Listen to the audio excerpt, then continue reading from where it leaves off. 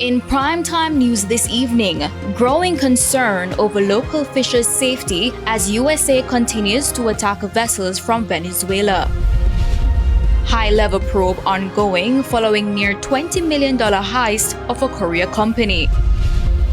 And PNP leadership says it is trying to soothe tensions among members in central Westmoreland. Good evening and welcome to Primetime News. A very special welcome to our viewers on TVJ International in the Cayman Islands and online at onespotmedia.com. I'm Anthony Lug. And I'm Kalisha Williams. Now coming up in the business news, despite record levels of cybersecurity spending, companies are losing millions to insider-driven data breaches. And Spencer Darlington is also here to give us a preview of what's to come in sports. Spencer.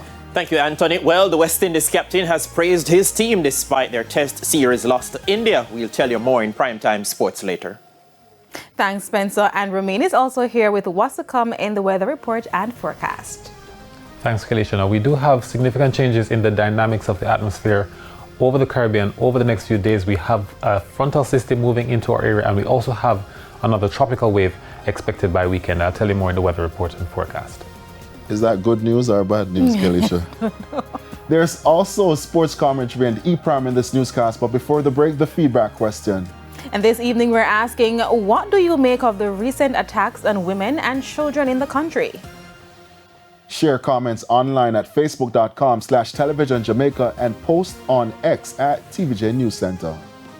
Please stay with us. Primetime News returns right after this break.